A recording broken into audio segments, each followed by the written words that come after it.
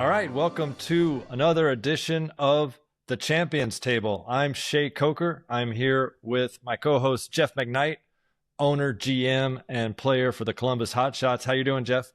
Great, Shay. How you doing? You're back. You're back in the tournament series. You made your long-awaited return, and you played in the APP Detroit this past weekend, right? Yeah, last year the APP had 4 tournaments at the Fort where I play on the weekends, so it was very convenient. This year they have 1 tournament scheduled at the Fort, and that's at the end of the year. So it's a little bit harder to, well, they haven't had that many tournaments to tell you the truth, at least not here in the United States. Yeah, they had a few out west early in this year, and then I think the last 3 tournaments were Cincinnati, Chicago, and Detroit. Oh, yeah, well, I missed a couple there. Yeah, Cincinnati, they had about 600 players, which we talked about. Chicago, they had about 400 tournament players registered, and Detroit, it was an intimate group of about 280 players at the tournament. So some 280 of your closest friends were there watching you. And Blake. There was probably one person watching us, and that was Blake's wife. But but yeah, it was a different venue. It was in a convention center with pickle roll, so not exactly ideal. And then they had Franklin balls. The lighting was about a 6 out of 10. You know, the courts were not that great. It wasn't the greatest experience, but you know, the people that adapted the best to the conditions were the ones that took home the hardware. And those seem to be some of the top players in our sport also, by coincidence, maybe. Yeah, maybe just the most talented. So you only played one event, right? Men's doubles? Yeah, I got called at the last second by Blake to be his partner for this. But so, yes, I only played one event, men's doubles, and it wasn't exactly what we were looking for. We had a good first round, and then we got beat by David George and Dan Granat.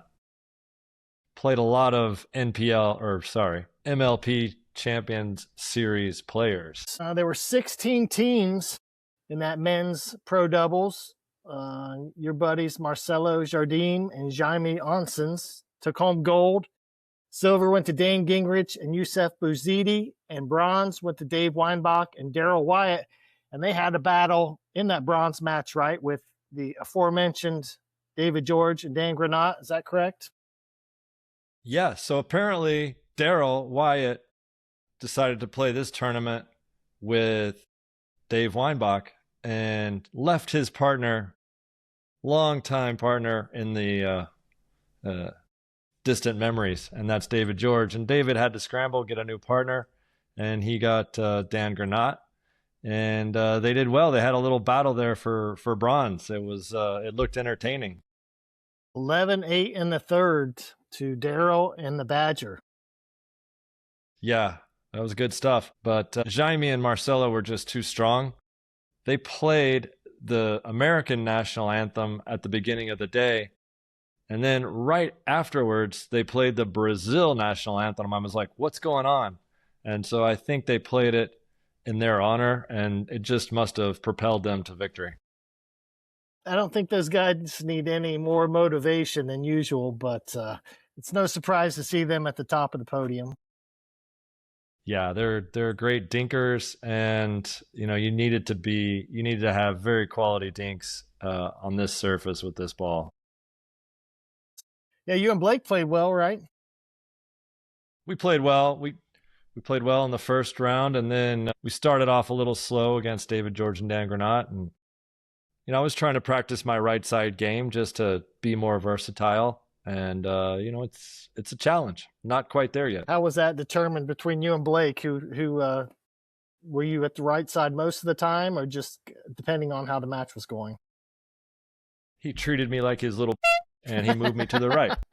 That's the answer I was hoping for. You're taller than him. You should be able to push him around, though. I don't think anybody pushes Blake around.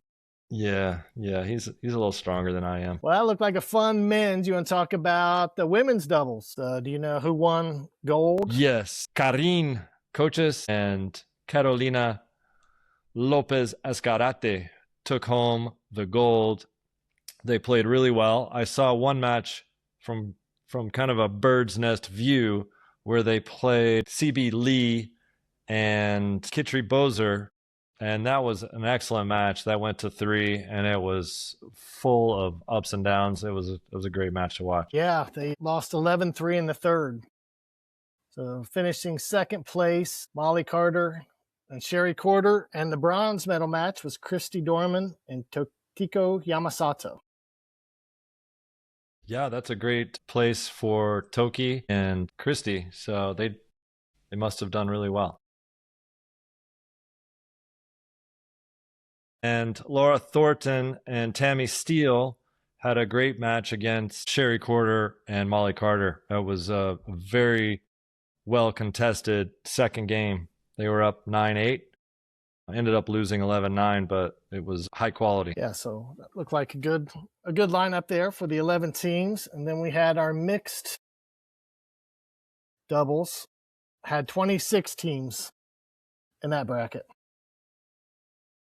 Yeah, mixed doubles started late in the day on Saturday, and I was able to see quite a bit of it.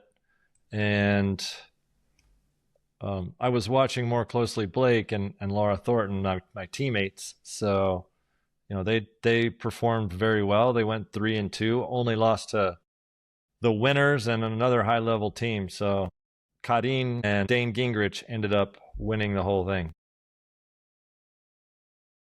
Yeah, they finished with the gold. Daryl Wyatt and Molly Carter finished with silver, and Sherry Corder and Youssef Bouzidi got the bronze. Yes, they did.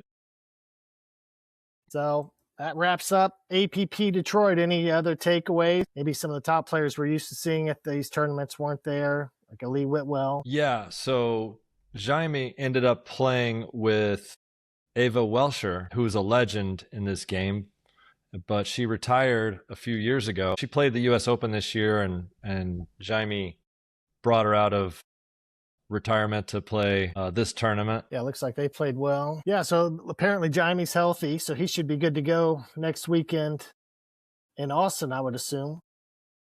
Absolutely. He pulled out of his backdraw match once they lost in the mixed, but he played the next day and obviously won it, so not too injured. That's good to see.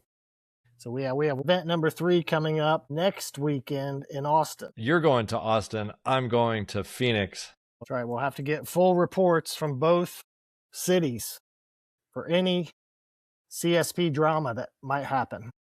Yeah, and one of the matchups I'm looking forward to seeing in Austin, maybe on TV later, is the Suncoast Pelicans versus Houston Hammers, 2 undefeated teams at the moment at least, but they'll play Sunday morning in Austin. Yeah, that's definitely the headliner matchup of the weekend. You say that's Sunday morning? Yep. I know us Hotshots play Las Vegas Saturday morning on that center court, which will be later shown on Pickleball TV. So we're looking to make a good impression there. We had our first Pickleball TV match last night shown against Austin Ignite from the Chicago event, which we lost to Austin, but it was fun to see, our players and our team on Pickleball TV last night. We had a watch party at the Pickleball Social Club in Hilliard, Ohio. We had tons of fans there, so it was a good event. All right, so let's welcome a special guest, Heather Waters from the Suncoast Pelicans. Welcome, Heather. No, thank you for having me. Heather, your team is dominating the season thus far, and you're a key part. But before getting there, how did you end up in the league? What made you decide to come into Major League Champions Pickleball? Oh, well, I guess my journey with pickleball started in 2022 and stopped really quickly. I went and played my first tournament after not even playing a week of the game. Needless to say, that was a disaster. And was still playing a lot of tennis. And so, to be perfectly honest, I just didn't see where it kind of fit into my world. And then slowly but surely kind of got back into the game. 2025, I played APP events and kind of started meeting people and started hearing about your league, which was called something different last year, correct? It was called National Pickleball League, NPL. Okay, yeah. And so I kind of started hearing about it there and then became really close friends with Matt, who is a big part of the Pelicans team, and decided to play one of your first tournament events that you had over in St. Petersburg with my doubles partner that I've been playing with kind of from the start, Dana Mayette. And had a really great experience. Got to speak with Bob there and a few of the other owners, and thought it would be a nice change.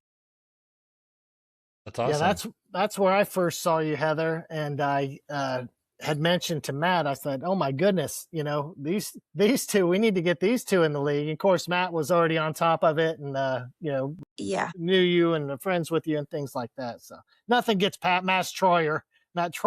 everybody in the league that I've been friends with or have now become friends with have been just so wonderful. And I didn't really understand what the hype was all about because I was kind of thinking, oh, an indoor all weekend. I was kind of enjoying the outdoor pickleball tournaments.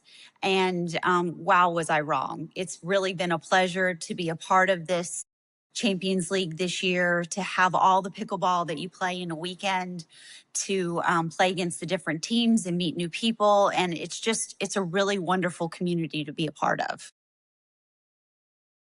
Yeah, no doubt. That's what's kept me in the league too, just all the people.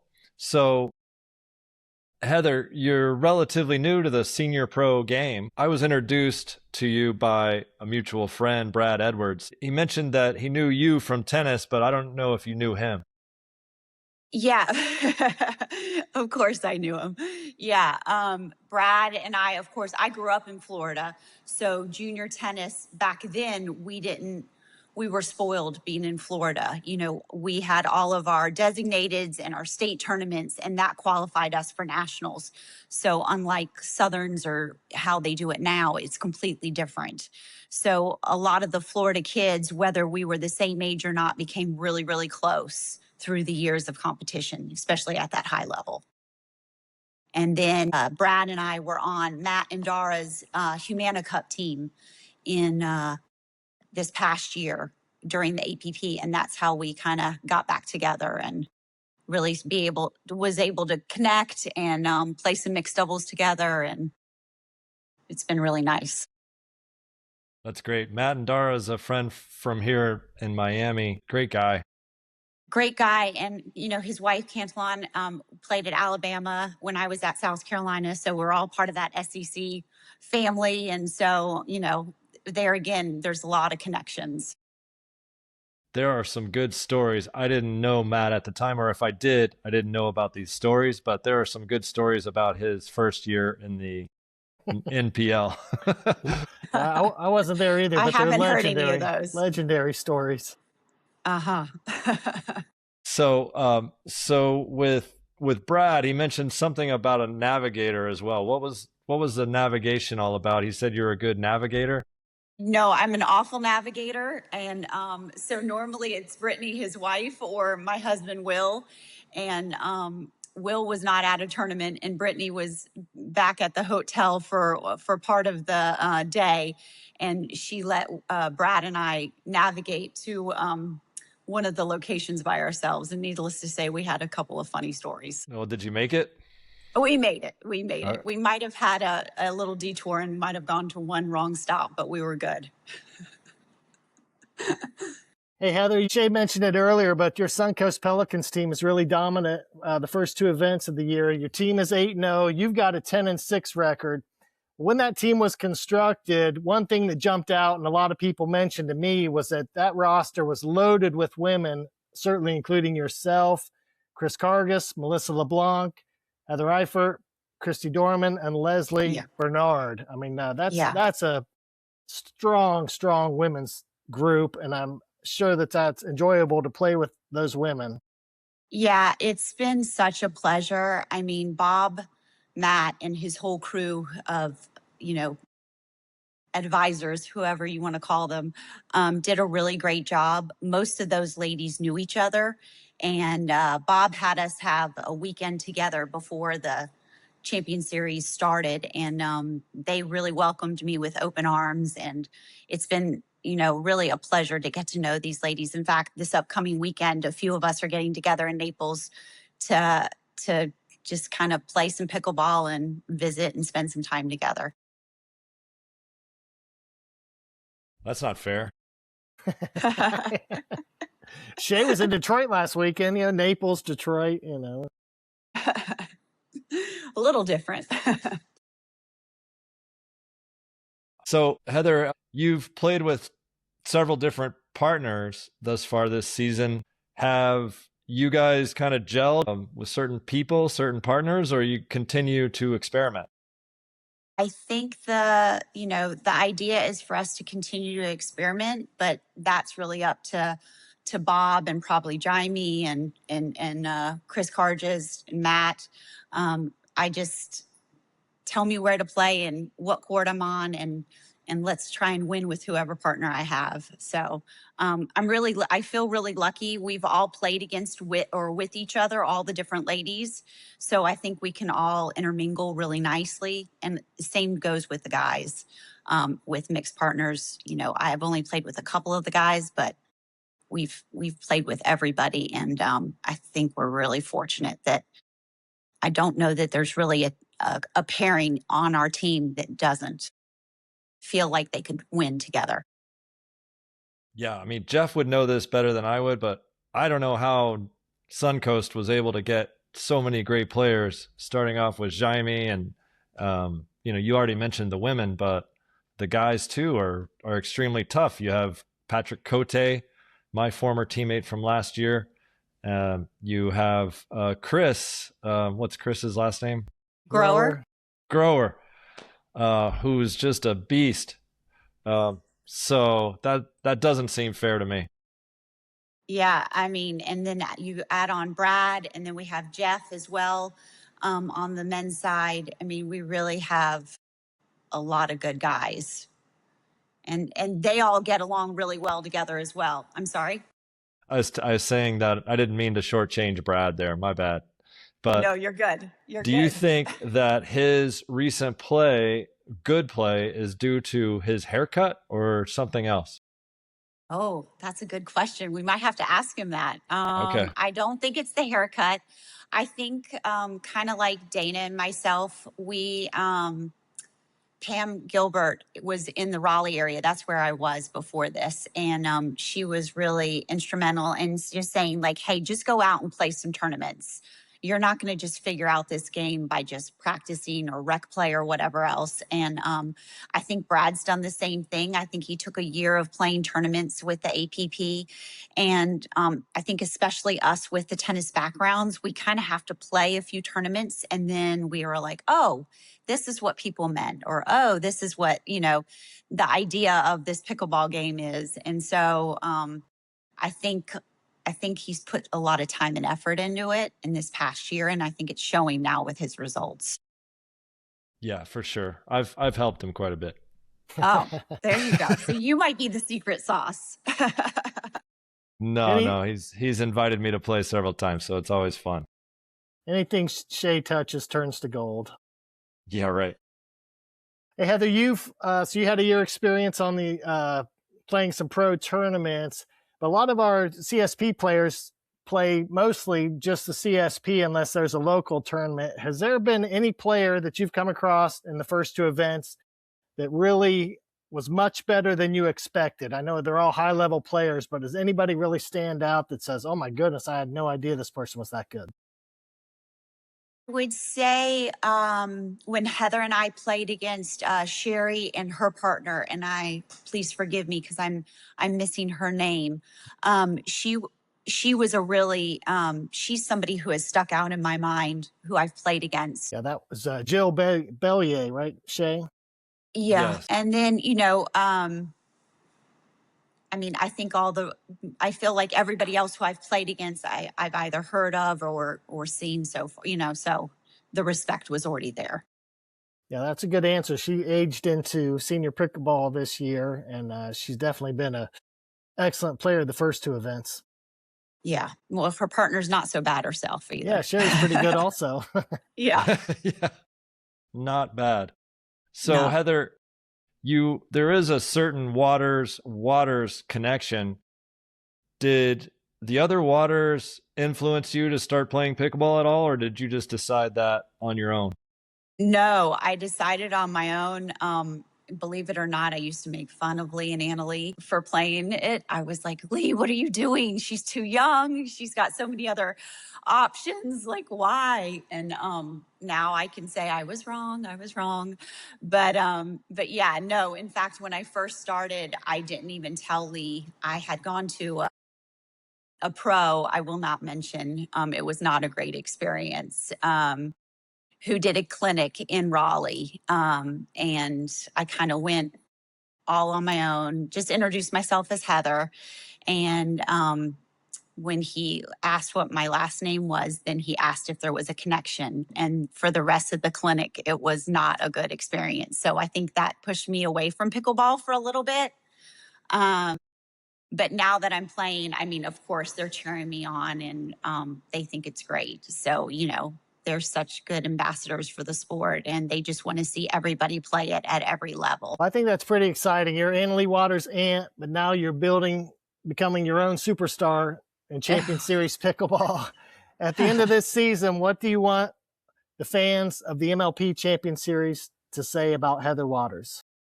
Oh, maybe she's a good player, a good person. She's fun to watch, and a great teammate. How about a CSP champion? Oh, I would love that. I would love for the Pelicans to be CSP champions, especially for Bob. I mean, I really couldn't ask for a better owner. He's maybe one of the kindest human beings I've been around. He's very generous with his energy, but also we've got lots of team dinners and team building, and he's really offered a lot of resources for us as a team to really make this year successful. Yeah, Bob Sturman's great. He welcomed us. We joined the league the second year, and he really welcomed us, took us out to dinner at the first Combine event we were at. We relied on him for a lot of advice early on, and he's also a big supporter of these podcasts that Shay and I do and the podcast I did last year. He always comes up and appreciates us spreading the word about the Champions Series. So, yeah, Bob, it's happy to see some success going the Pelicans' way. Maybe not too much success, but maybe some early success. Yeah, and I mean, our 60s team, you really have to talk about them. I mean, they're just amazing. We're not going to talk about them anymore. We talked about them last week. That's a different story. And our young bloods are coming along, so it'll be. I would really love, actually, also at the end of the year, to see that 40s age group really expand with this Champions League. Yeah, I agree. That 40s division's really been kind of, in my mind, a little bit of a pleasant surprise. I didn't know what to expect, especially as it kind of came together towards the end. But yeah, that energy that they bring, the high level play that they bring, it really is a boost to the entire league, I think. So I would expect next year that's expanded along with more 60s division teams also. So I think both divisions have been a great addition to our league. Yeah. I would agree.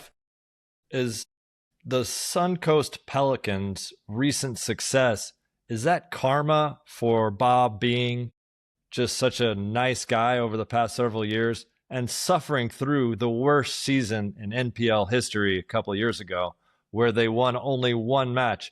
However, lots of the players were very happy there, including Jaime, who stuck on the team and saw the turnaround firsthand. Yep, absolutely. Heather, you have a very interesting matchup coming up. between currently the Houston Hammers and the Suncoast Pelicans, both undefeated at the moment. Are you looking forward to that match, or did you not even know about it? Really I did not know about it.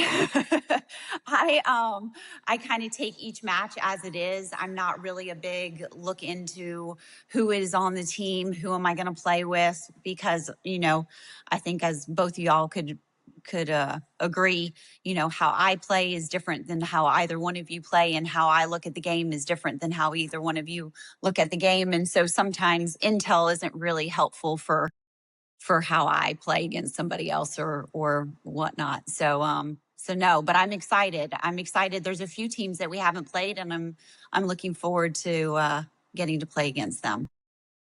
So you're saying you just impose your will on your opponents and don't worry about who they are. I really don't.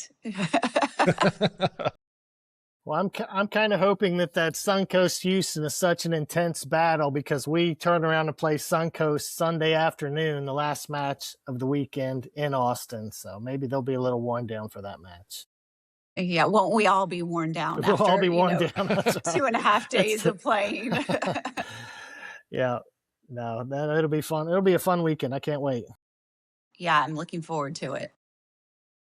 Awesome. Heather, thanks so much for joining us. We look forward to seeing you. I guess I won't see you next time in Austin, but Jeff will, and because I'll be in Phoenix, but we'll see you in Jeff's hometown of Columbus, Ohio, coming up in a month or so. Yeah, well, good luck in Phoenix, and sort of good luck in Austin. And thank you for having me. This was great. And I love what you guys are doing. And thank you for bringing, more attention to our sport. Thank you. Awesome. Thanks for joining us.